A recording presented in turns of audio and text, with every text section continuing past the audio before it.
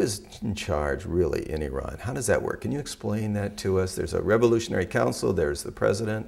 How does that work? Well, there are, first of all, three branches of government in Iran. There is a judiciary, whose head is appointed by the supreme leader.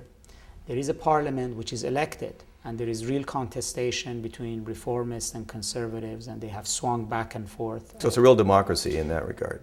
Well, yes, or at least you can look at it this way. A lot of the Iranian people take it seriously as democracy. And that's always something that we didn't understand. Iranian secular or middle-class Iranians or Westerners can look at Iran and see all the flaws. You know, the veto power of the supreme leader, the Guardian Council not allowing people to run. But the majority of Iranians who are poor and religious, they don't see these as problems. They don't see a problem when the Guardian Council disqualifies secular opponents, or that Shirin Ebadi can't run in the elections. In their eyes, it's genuine democracy because they have 3 or 4 choices, and how those 3 or 4 choices came there doesn't bother them, but they know that their vote makes a difference out of which of those 3 or 4 will actually win. So ironically in Iran, the lower down in society you go, the more there is democracy practice.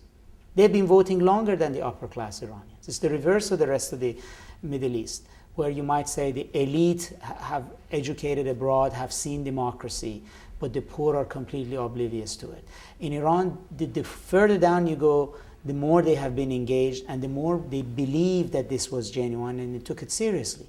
So I mean, Ahmadinejad supporters really believed this was a genuinely good election. He mobilized them, he brought them out, there was good campaigning, and their vote is what put him in the office. And that has a psychological impact on Iran. And the 2 executive functions in Iran, you have the presidency, which in many ways in the past 2 decades has become much more like the French prime minister. So in other words, as opposed to the French president. Which is when Ahmadinejad was running for office, actually put it very nicely. He said, I'm not going to be an administrative president. I'm going to be a political president. Which administrative president means that you basically just implement decisions or policies that are handed down either by the parliament or by the supreme leader. He wants to be the policymaker.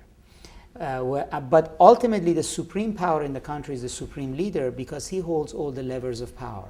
He controls the powerful foundations that have most of the wealth of the country. He appoints the head of the judiciary.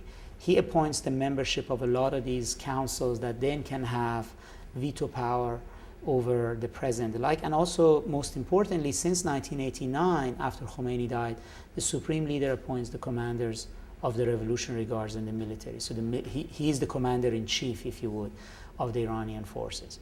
And there is a competition. It existed under President Khatami. It now Ali Khatami, the previous president before Ahmadinejad. But it also exists under Ahmadinejad as well, even though they're both conservative. There is turf battles about who sets the course, if you would. And part of you're correct, this sort of division of branches in Iran, the fact that there is competition is actually what has allowed for this open space in Iran, because nobody dominates.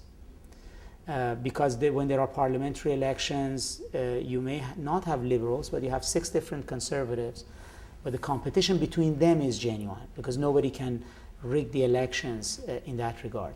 But it also causes confusion. When dealing with Iran, if the United States, there's ambiguity as to who is in charge, how quickly can he make decisions. And a lot of decision making in Iran is consensus building.